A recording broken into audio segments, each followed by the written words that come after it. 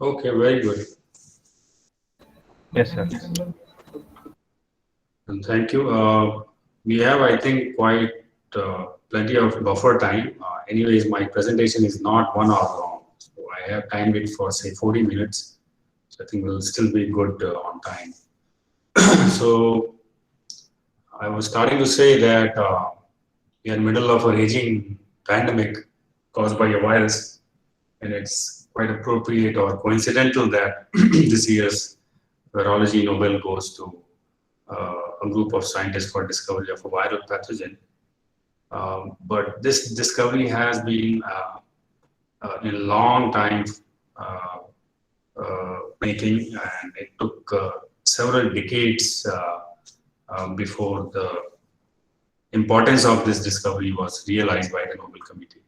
Actually, discovery of hepatitis C virus happened back in 1989. So this is quite delayed award for such an important discovery almost 30 years later. But towards the end of the talk, you'll be able to understand why it took so much time for Nobel Committee to realize that. And if we have to contrast that, say, discovery of CRISPR-based genome editing methodology, so that was developed, say, in 2012 and 2020, 8 years later, Nobel has been awarded. Similarly, for discovery of RNAi, Nobel was awarded within 7, 8 years. This one took quite a long time for several different reasons. So, next slide.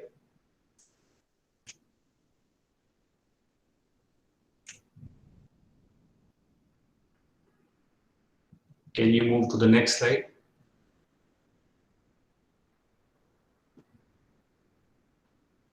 Okay, so as you may already know, award has been given to these three scientists, Dr. Howie J. Alter, Dr. Michael Houghton, and Dr. Charles M. Rice. Uh, Dr. Howie Alter is pretty old now, but others are still pretty active in virus research. One unique combination here is that Dr. Howie Alter, he's a clinician scientist. Dr. Michael Houghton, although now he runs an academic lab, but at the time when he did the discovery of the hepatitis C virus, he was working in an industry lab. Dr. Charles M. Rice has always been in academic research setup. So this whole award is given to a team of people who come from academia, industry, as well as clinical research. And actually, that is a ideal combination if you want to achieve something impactful. Next slide.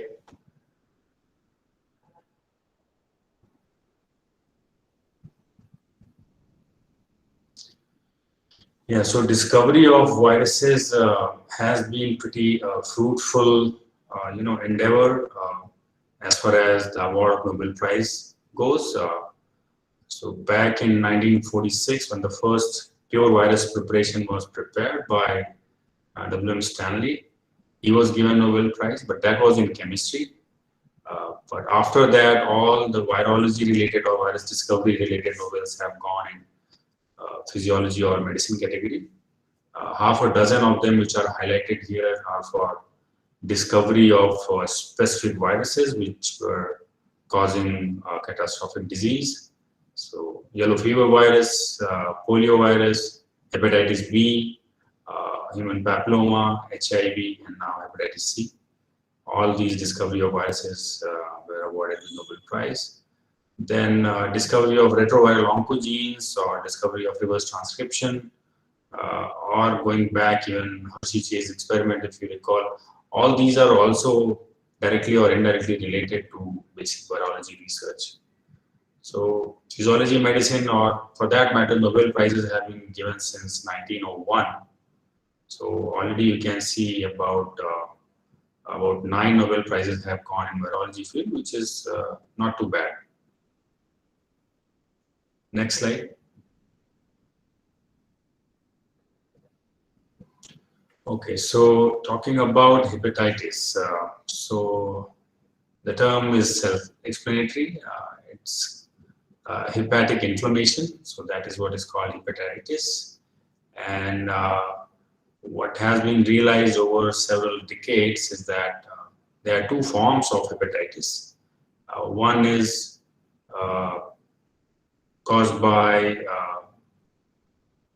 blood transmission, or another one is caused by food or contaminated water.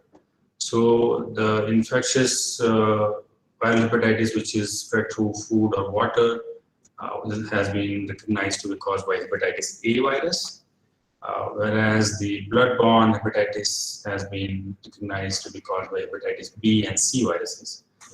There are more hepatitis viruses which have been discovered later, hepatitis D and E viruses as well, but they are not that common. Now, although hepatitis A, B, C, they are causing similar disease, that is inflammation of liver, but these viruses are very different from each other.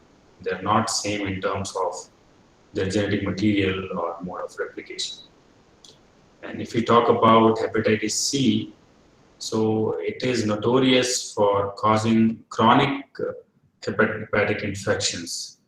So you may not have any apparent disease or very, very mild disease in the beginning when you get infected, when you contract the virus, but it can stay in your liver cells for a very long period of time, for decades, and eventually it can lead to a late stage liver disease, which will start with liver cirrhosis and may lead to complete liver failure, or often will lead to development of cancer in your liver tissue.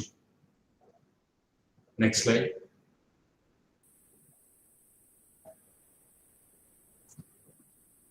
So these are key factors taken from WHO's website about hepatitis C.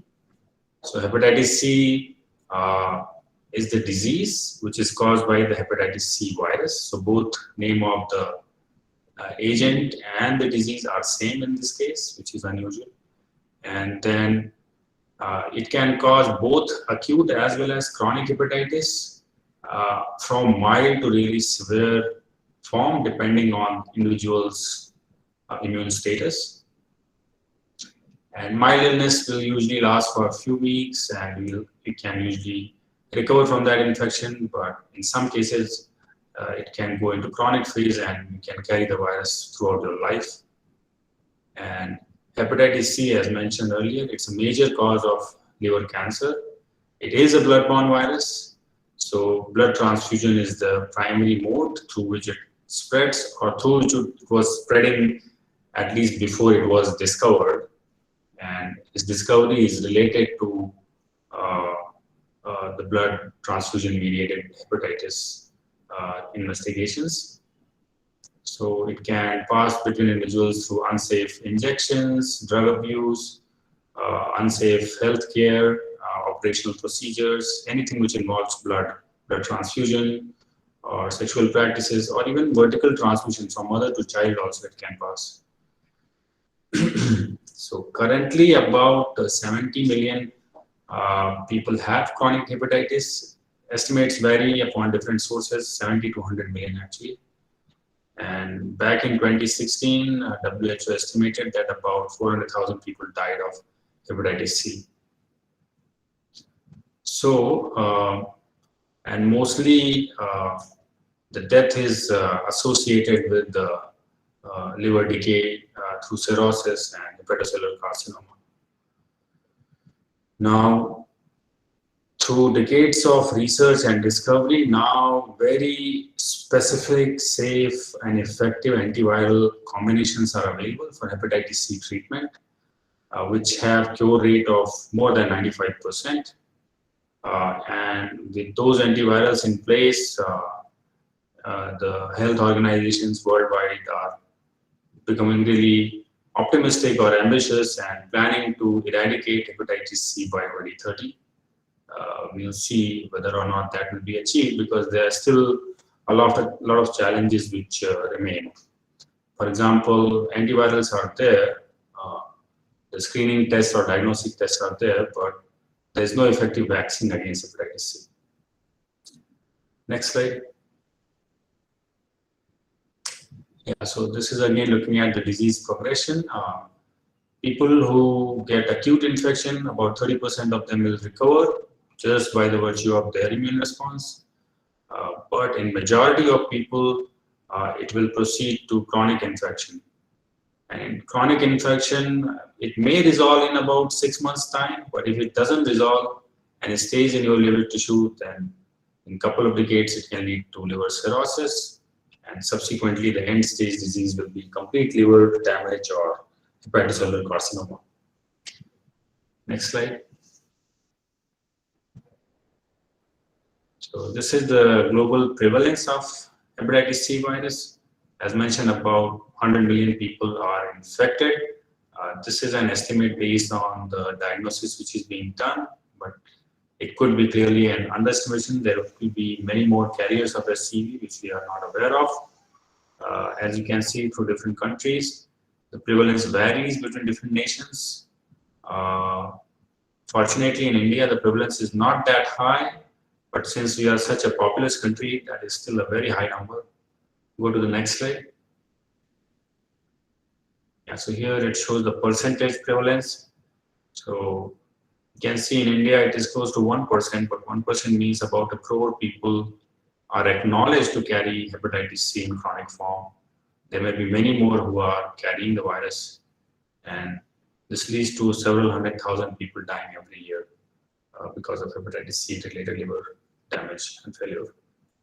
Next slide. So this is a general history of hepatitis, a slide taken from Professor Charlie Rice's talk. So hepatitis is a pretty old disease. It has been described in really old historical texts, clear eyes and yellow color of the skin. Those things have been described in older texts, but very well recognized in 17th and 19th century texts, where due to contaminated water mostly, the jaundice would be prevalent during wars between soldiers. And then in 1930s, the yellow fever vaccine was developed. So yellow fever virus also causes hepatitis. In 1938, it was recognized that there is some connection between hepatitis and human serum, that it can be blood-borne also. And then in 1940s, it was realized that there's two forms, infectious versus the serum-bound. So infectious, later on, people realized that is hepatitis A, and serum form was caused then hepatitis B. So in 1965, Baruch Blumberg, he discovered hepatitis B virus through presence of viral surface protein or hepatitis B surface antigen in the infected individuals. And for that, actually, he got a Nobel himself. And in 73, Bob Purcell lab, they identified hepatitis A virus particles. They didn't get the Nobel Prize, but their discovery is very much acknowledged in the virology field for their contribution in hepatitis. And from 1970s, the hepatitis C field starts. So in 1970s, first of all, it was recognized that beyond hepatitis A, which is infectious, and hepatitis B, which is serum form, there could be more infectious agents or other agents which can lead to hepatitis, and those were called non-A and non-B agent, because it was sure that it is not hepatitis A or B, but what it was actually, was it a single agent, was there are multiple agents, that was not clear. So that's why they were at that time in 70s called NA and B, which is non-A, non-B hepatitis agents. And then in 1989, it took that long, about 20 years, that actually the particle, but the virus, infectious virus was identified, and it was identified as a different kind of virus, circular RNA virus. So it was called hepatitis C, which is different than A and B. Go to the next slide. Okay, so for discovery of a viral pathogen, the same principle applies. The Koch's postulates, you have to fulfill them in order to claim that you have identified a new infectious agent. Most of you might have studied Koch's postulates. So basically, there are 4 criteria. Number one, that whatever you're calling a suspected agent, it could be bacteria or virus or any other pathogen. It should be absent in healthy organism, and it should only be present in the infected or ill or diseased organism. Next, second criteria is that you should be able to isolate this infectious agent in pure form, and ideally you should be able to grow it in culture. Now, growing in culture for bacterial pathogens is relatively easier, but growing in culture for viral pathogens, especially when they are not very well characterized, it can be really difficult. But at least it applies if you want to claim that you need to purify the infectious agent in pure form and then amplify it by some means, either by growing in culture or now with recombinant DNA technologies. And then when you inoculate this purified agent back into a healthy organism, it should again display the disease, the same disease which you saw initially, and you were claiming that this agent is causing that particular disease. And then at the end of it, from the newly infected organism, you should be able to isolate this infectious agent again. So if you do all these 4 steps, then only you can claim that you have identified a new infectious agent which is causing or which is responsible for a particular disease which you are studying.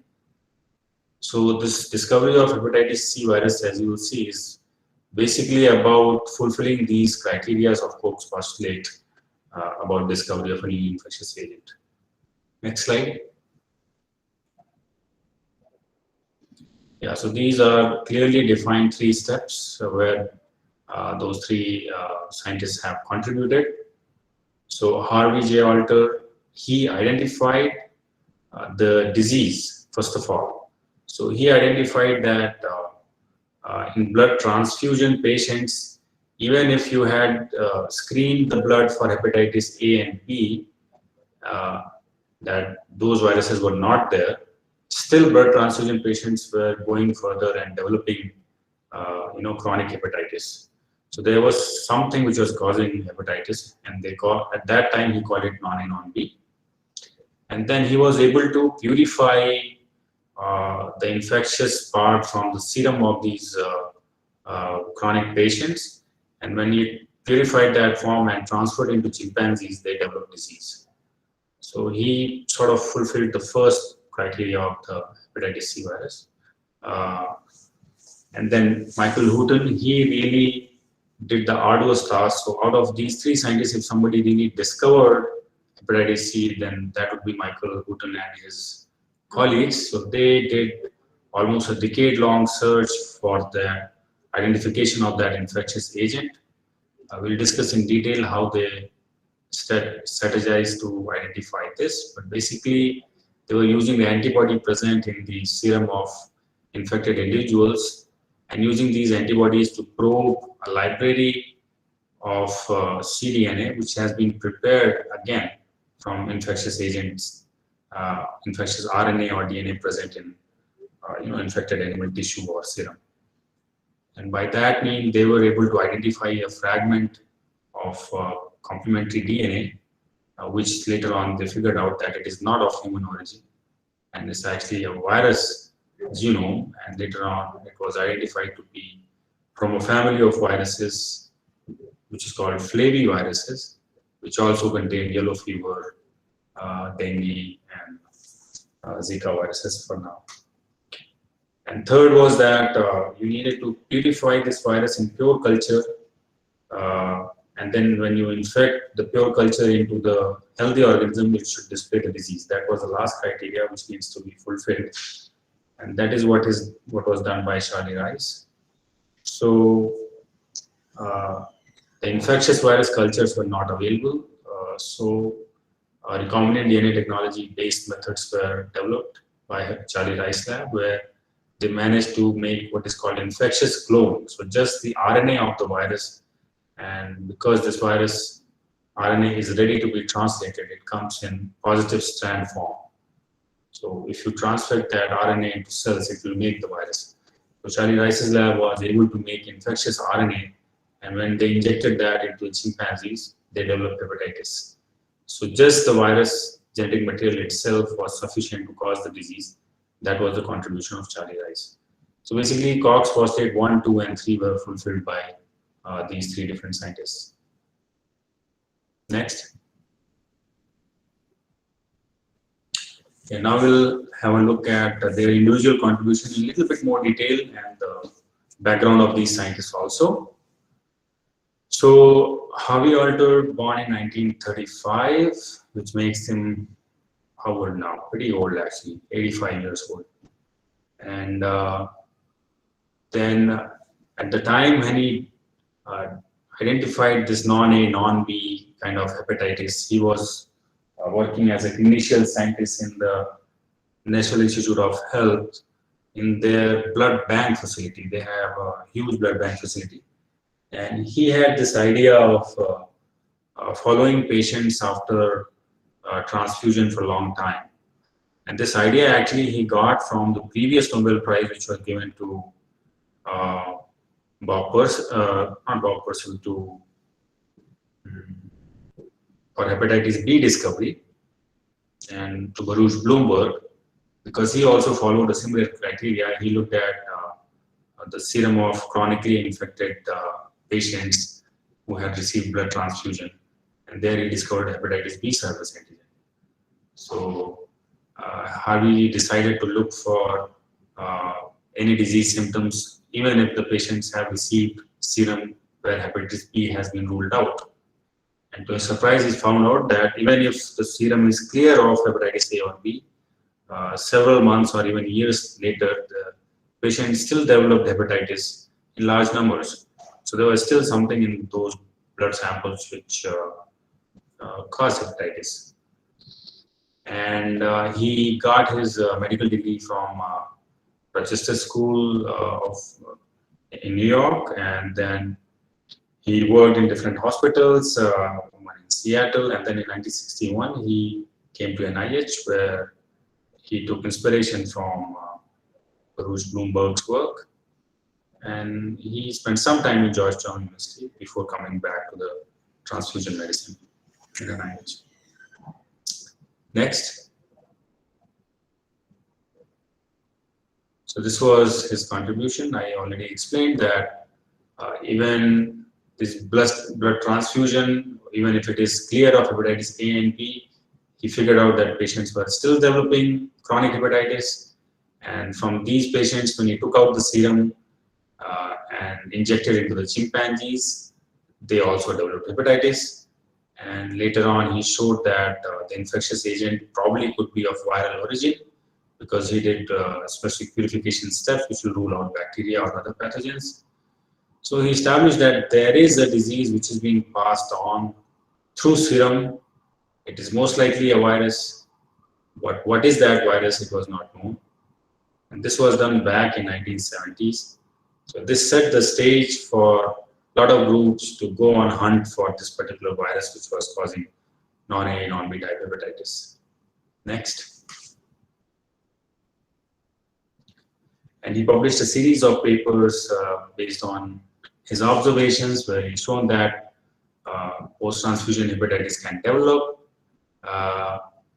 and he showed that this hepatitis was not because of type A or type B antigens, and later on he showed that the agent present in non-A, non-B was transmissible.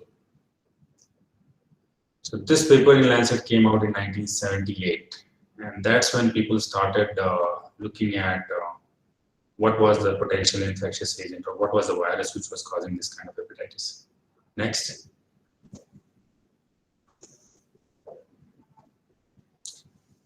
Next slide, please.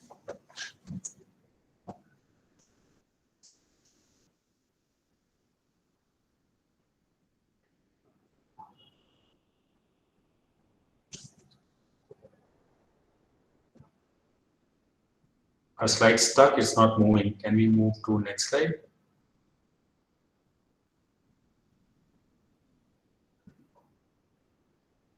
Okay, we lost the presentation.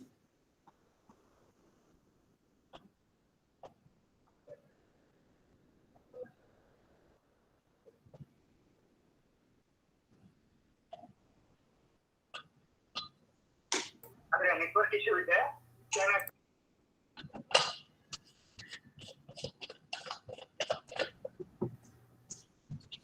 There has been a power cut, so they'll be joining within 2 minutes. It's okay.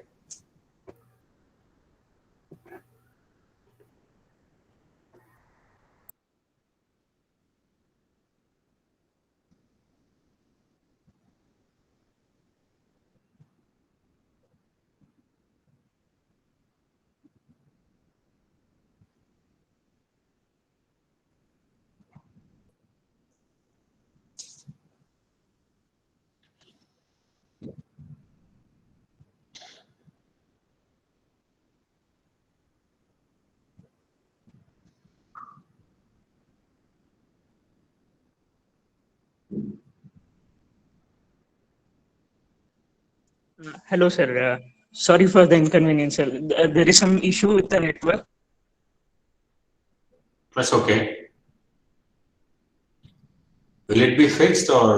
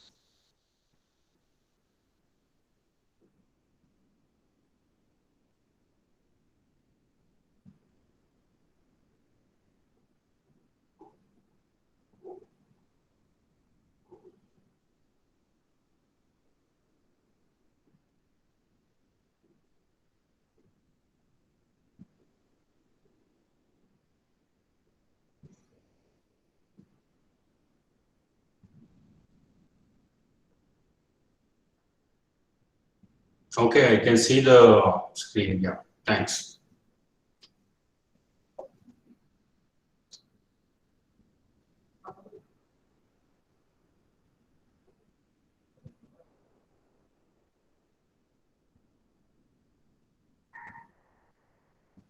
All right. So let's continue. You guys can hear me?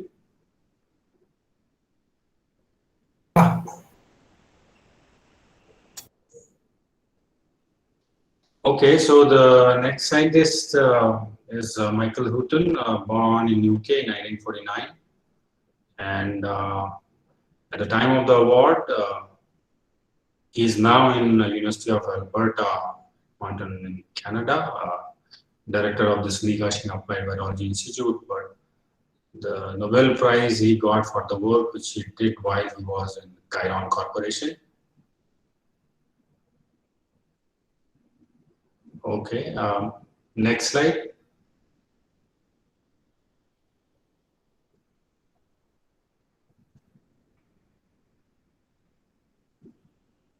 So the bottom of the slide is cut, but it's okay. Let's move on with this. So what he did is that he worked on this principle that the chimpanzees which have developed the disease upon transfusion with infected serum, they must have viral genetic material present in their own serum. So if you isolate the viral genetic material there and clone it into a library and then plate it onto, say, this kind of plates, so different bacteria will express different fragments which are coming from this library. And many of them or most of them will be chimpanzees' own genome, but in the middle of all of this, there must be a fragment which is coming from the infectious virus also. That was the hope. And if you probe these colonies for expression of that protein with antibodies which you have got from an acute infected individual, it should detect the colony which is expressing the viral protein. And if you can map different fragments of viral genome like that, you can overlap them on top of each other and do sort of genome walking to assemble the entire genome. So that's what he set out to do. Next slide.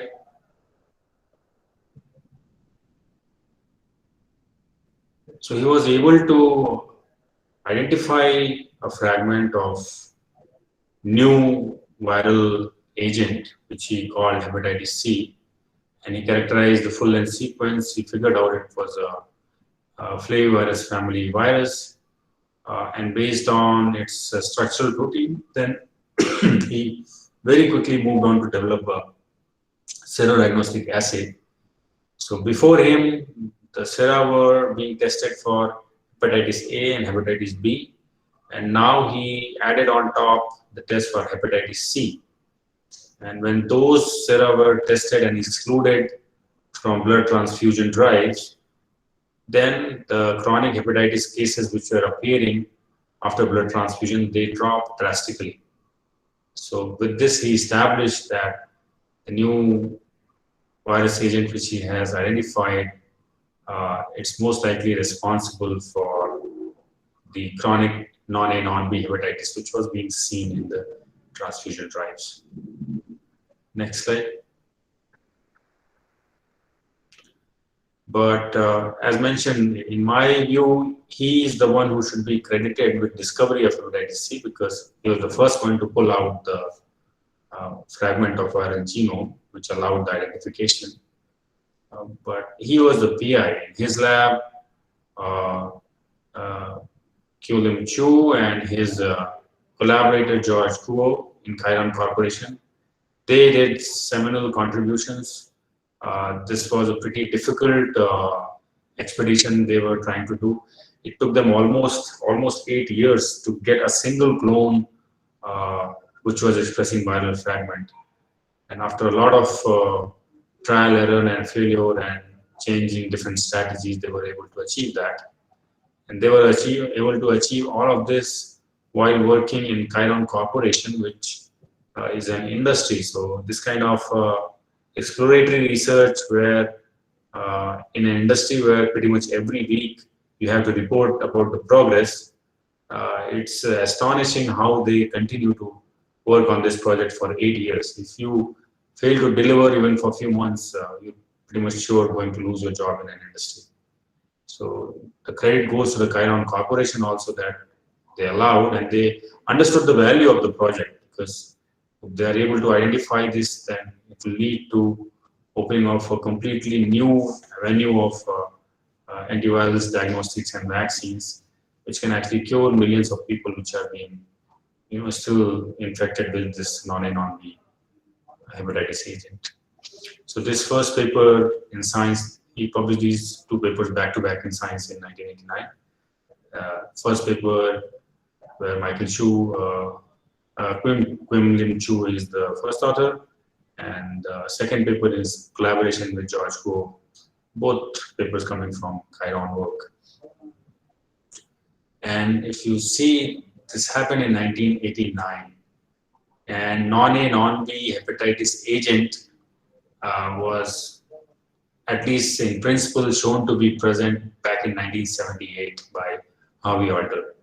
So it takes almost 10 to 12 years to identify what that infectious agent was, which was causing non-A, non-B type hepatitis. Next slide.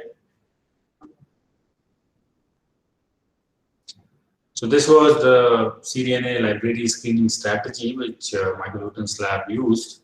So basically, they will take the chimpanzee plasma, which has this non-A, non-B hepatitis infection. They will pellet it. From the pellet, then they will extract total DNA and RNA, complete genetic material, convert it into cDNA, clone it into a lambda phage-based library, and then this lambda phage library will be transduced into this bacterial colony lawn. So there will be different kind of bacteria which are expressing small fragment coming in through lambda phage, and that fragment can be from cellular origin, that is chimpanzee origin, or in very rare cases it can be of a foreign origin or of an infectious agent. And when you probe these colonies with this serum which is coming from a human patient non-A, non-BH, then wherever the bacteria are expressing that particular infectious agent protein, they will be picked up by these antibodies. And as mentioned, this strategy was pretty unorthodox and very labor intensive, and this was done back in the 70s when the molecular cloning methods were still not properly evolved. There was no PCR at that time, so it was very, very arduous and difficult task they took upon. But in the end, they were successful. They found this one clone called 511, which has the initial fragment of the hepatitis C virus, and this they got after screening close to 10 million bacterial clones. So you can imagine how much work went into this. Next slide. So then, as mentioned, that they did what is called genome walking. So suppose they identified this fragment, so they designed probes of the neighboring segments, and like that they move on and they identify the rest of the viral genome from chimpanzee serum samples, and they were able to characterize that this whole virus genome was, first of all, it was positive sense RNA, and it was about 10 kb. And then later on, other scientists picked up the baton and they characterized the entire genome and proteome and replication cycle of this virus. So these were the proteins which were coded by this virus, and this is very, very critical because now the antivirals which are being used, which have 95% efficacy, they were derived based on these information. For example, we have an NS3 protease inhibitor, or we have an S5 polymerase inhibitor. So all of this would not have been possible if the viral genome was not identified and characterized. Next. Yeah, also when the genome and proteome is characterized, then the virus whole replication cycle has been now mapped. It is one of the most studied, very well characterized life cycle in our kingdom, hepatitis C virus. And as mentioned, they realized pretty soon that it belongs to this family Flaviviridae, which means that it has positive sense RNA, it will replicate in the cytoplasm. Its RNA is infectious, it's positively sensed, so as soon as it goes in, it can make the proteins, and then assembly and release happens as it will happen for, say, yellow fever virus or dengue virus. Next. Yeah, now last we'll discuss about contributions of Charlie Rice. So he's youngest of them, born 25th August 1952 in California. And at the time of award, he's currently at Rockefeller University in New York, still very active in science, doing a lot of work on COVID-19 right now. We follow up his publications. And at the time of this discovery, he has been at Rockefeller, that's where he did all the work. Next slide.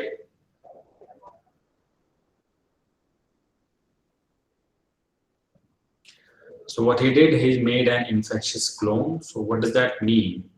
Infectious clone means suppose there's a virus which has this RNA, positive sense RNA. So when the virus infects, it can make more viruses. But if you want to make infectious clone, it will take out this RNA and then you'll clone into an expression vector or a plasmid, which can then be used to drive transcription so that you can make viral RNA in copious amounts in a test tube. So this is what is called the infectious clone. So this is what his lab embarked on to develop.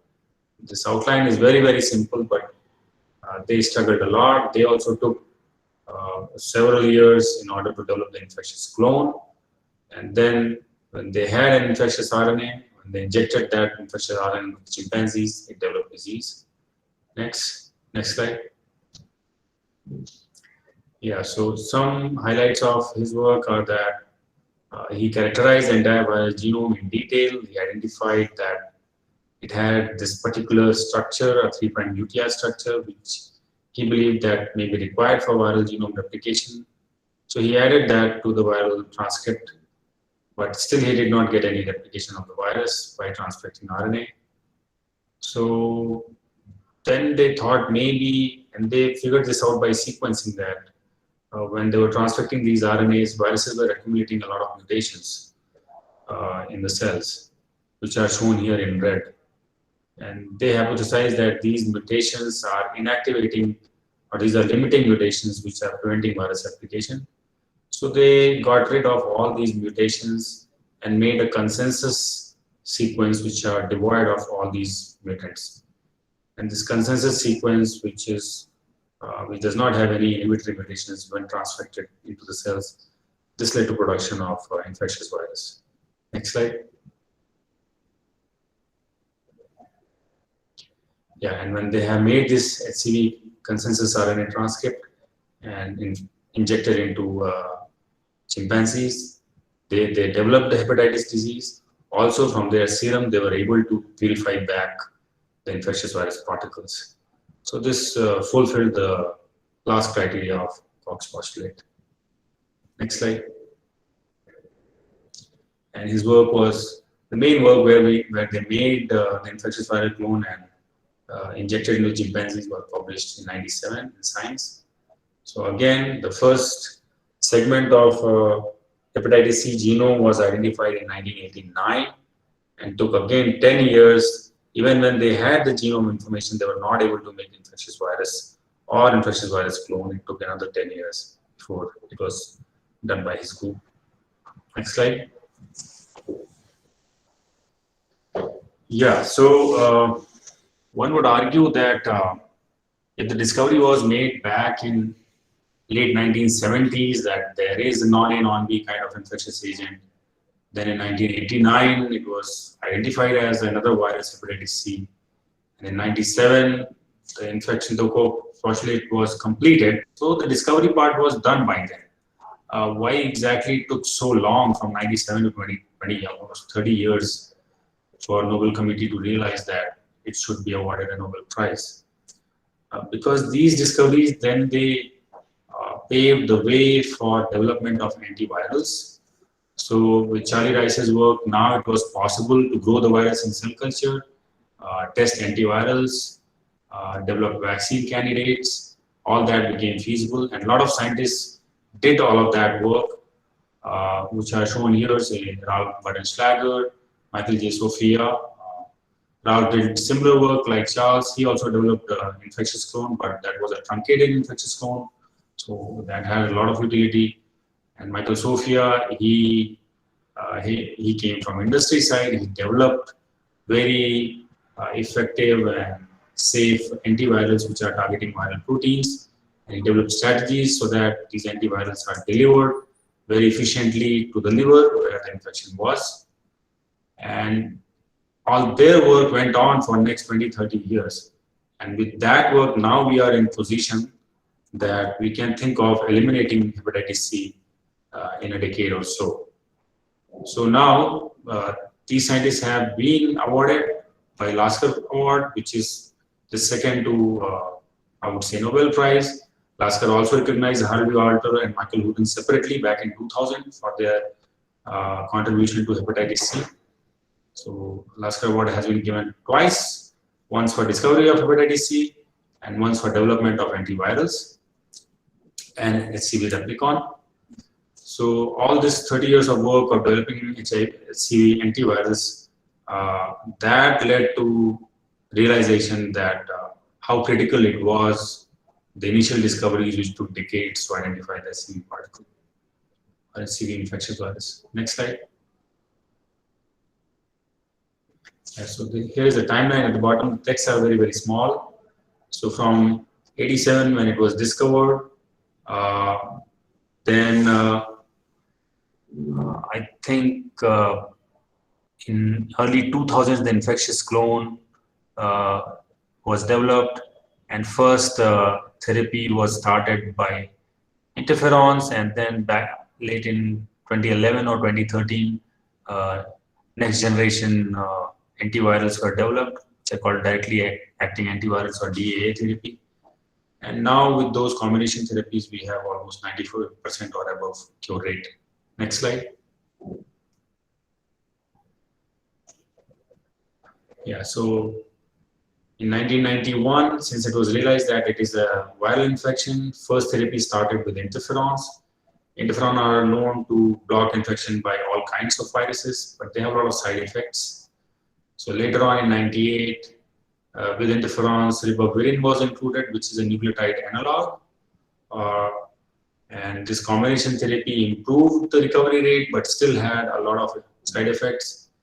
Then people came up with PEG interferon or pegylated interferon, which reduced the side effects of interferon. So side effects were reduced, as well as the efficacy of treatment or the cure rate went up. And then at this time, when the infectious clone became available and antiviral drug discovery projects started, so by 2011, new class of antivirals were there, Telaprevir or Boceprevir, which are targeting basically viral polymerase and viral proteases. And when they were used in combination with interferon, the cure rate went up to 80%. Later on, even advanced versions of antivirals were developed. And now what we have is a combination of antivirals which are targeting viral protease and viral polymerase and other multifunctional protein as 5E. And when you use these combinations which are directly acting against the virus or DAA, then you can get more than 95% recovery. So just 1 to 3 pills a day for like 6 weeks to 9 weeks, and then you can be 100% cured of SCV infection, most of the cases. Next slide. Yeah, so this here shows the significance of this Nobel Prize. The identification of this pathogen led to development of a serological test that allows screening of blood transfusion to rule out any hepatitis which can be caused by hepatitis C. And also it paved the way for development of antiviral drugs. Although still the hepatitis C is prevalent, not for the lack of treatment option or diagnostic option, but for mostly the political will and government action which is required to eliminate this. Next. So yeah, so from 1980s where it was a mystery virus and there was almost no cure, just 5% cure rate was there with interferon. And then Then hepatitis C agent was identified in 89, and by 2011, with ribavirin, interferon, and some antivirals which are directly acting, you can get 75% cure. In 2015, we move up to 95% cure, and in future we're looking at complete elimination. So if you look at 1980 to 2015, let's say 35 years, and maybe in 2030 we are looking at elimination. So about in 50 years from discovery to elimination of the virus, it's not too bad. It's a pretty good human achievement. Next. But still challenges remain. First challenge is that like what we see with SARS-CoV-2 also right now, that a lot of people are asymptomatic and carrying the virus. So it's hard to identify who's carrying the virus. So who's infected? How do you implement the screening procedures to test for people? Also the antivirals which have been developed, they are pretty expensive in most of the countries. India has done a good job in making them available. We'll discuss that at the last. And then there are some patient groups which are immunocompromised or have other co-infections. So there the treatment rate is still pretty poor. And in some cases it has been seen that viruses are able to develop resistance against directly acting antivirals. So that needs to be addressed. And we still do not have any vaccines, although clinical trials are ongoing on some candidates. Next. Yeah, so based on all this progress which has been made, so WHO has proposed to eliminate hepatitis B and C by 2030. And you would appreciate that this kind of goal setting has been possible only because all these scientists, they worked on discovery of hepatitis C, development of serodiagnosis, and development of infectious clones and antivirals. Otherwise, this would not have been possible. Next. So looking at what is going on this front in India, so we also have a national viral hepatitis control program. I just went through their booklet. It's pretty exhaustive and surprisingly nice document, which gives great details of the whole strategy, how India plans to eradicate hepatitis B and C by 2030. As opposed to say US or other countries where the treatment may cost up to $50,000 US. Indian government in 2018 placed this program, so where you can walk in to any government hospital where the hepatitis C program is there, you can get diagnosed and treated for free, which is absolutely incredible. And we should give kudos to the people behind it. So it's a fantastic program. Next.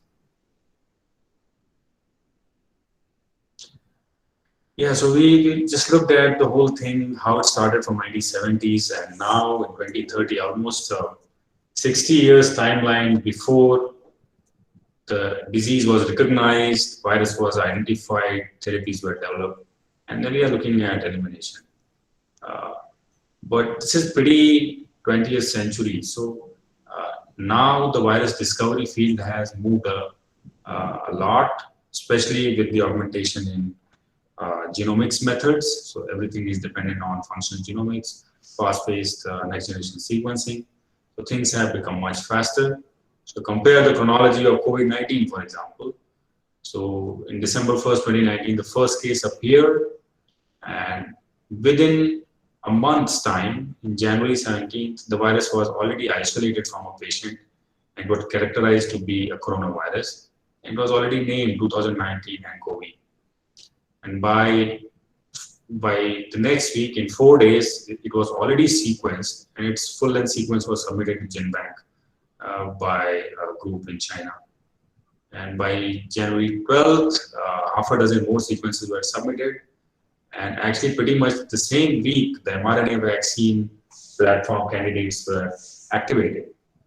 And in January 13, just 1 day later, the virus appeared outside of China. By February 11th, it was recognized as COVID-19 disease, and the virus was named as SARS-CoV-2.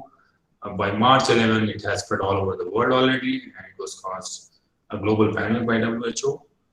But look at the astonishing feat achieved now. By December 8, the first vaccination against COVID-19 is already done in UK by a vaccine developed by Pfizer.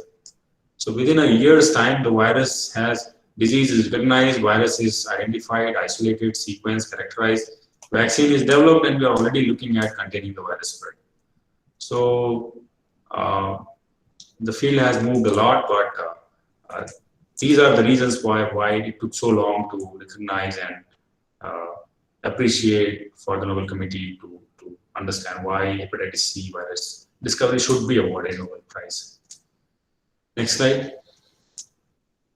Okay, I think that's it. So I thank you for your attention. If you have any questions, I think I overstepped 1 minute, but we had technical difficulties. I'll take questions. Thank you.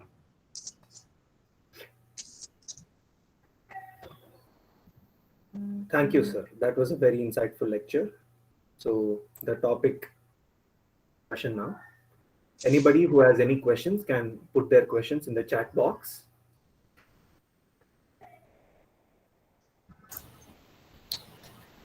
Good afternoon, sir. Yes. I'm Dr. Girish Naik. So I have one question, maybe a fundamental question. What makes this hepatitis virus to specifically proliferate in liver tissue and then cause disease? Okay. So the tissue preference is dependent on what kind of receptor the virus uses for entry into the cell. So although receptor has not been categorically identified for hepatitis C, but it's believed to be heparan sulfate or LDL receptor or CD81. These are more prevalent in the liver tissue, and that's why it prefers to replicate there. Primarily driven by what kind of receptors are used by the virus for infection. Say, if you have to compare with, say, coronavirus, for example, so it's using a receptor which is pretty common in the respiratory tract. So that's where it goes. This has been well characterized? The receptor, no, it has not been very well characterized. So there is some, because the virus can, when the infectious clones were developed, it replicates very well in hepatic origin cells, but it can replicate in other cell types too. So these receptors which I just mentioned, these are putative receptors that they may be facilitating virus infection, but even if you knock them out from the system, the virus can still infect. Maybe the infection ability will go down a little bit, but these are not like absolute single receptor which is required for virus entry, which is there, for example, in case of polio virus. So there is a single protein which is used by the virus. If you knock it out, the poliovirus receptor, then the animal becomes completely resistant. That is not the case with HCV. Thank you.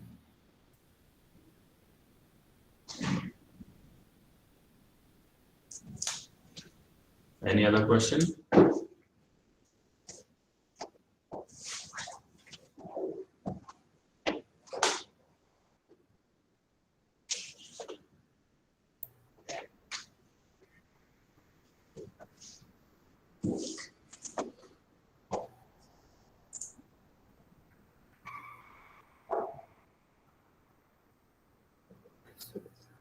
Okay, should I go through the chat box? I can do that. So No, I can read that out for you, sir. Every time, because the question. there are not that many questions, so I'll just address. So the next question is not really related to hepatitis C. It's about COVID-19, which is fine. It's everybody's concern right now. So question is, will COVID-19 vaccine provide 100% immunity? And why doesn't ELISA or PCR test asymptomatic? So ELISA and PCRs are very different tests. ELISA will test for antibodies, which takes some time to develop and which you'll not expect to be present in asymptomatic individual. RT-PCR test actually can develop for asymptomatic people. If you look at the data from diagnostics lab, most of the positive patients for RT-PCR, they are actually in asymptomatic category. So that is more sensitive. It can actually detect it. Will COVID-19 vaccine provide 100% immunity? At least the vaccine phase 3 clinical trial data for all different kind of vaccine platforms show more than 90% or 95% efficacy. So one would think that it should be pretty effective. There's no vaccine which is 100% effective. There will be always some escapees, but what we are seeing with the COVID-19 vaccine candidates above 90% efficacy is very, very good. It's phenomenal. Any other question?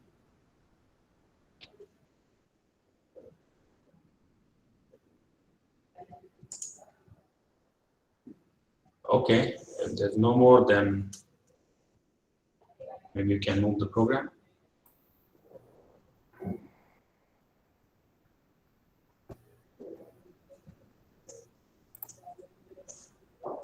Okay, so there is one more question. What are the Incidence of different strains of HCV? Well, I don't remember the percentage incidence, but there are 7, I think, subtypes, and then within that, put together more than 60 or close to 70 different subtypes of SCV are there. So there's quite a lot of diversity, and that is one of the difficulties people are facing when they're trying to develop the vaccine, because there is a lot of diversity in SCV, which is prevalent. It varies between different geographical region and different populations. Can they be combated by single vaccine?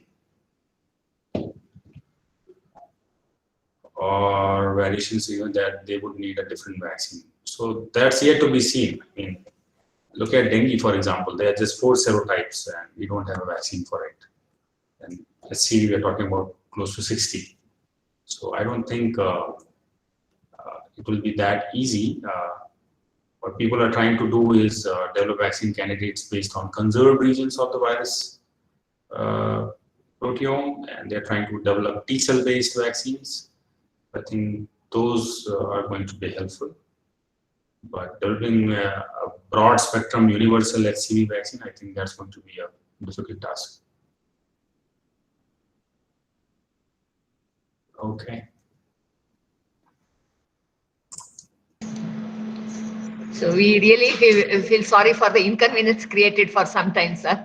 Thank you so No much problem. for the excellent presentation and Thank you. Thank you for having me.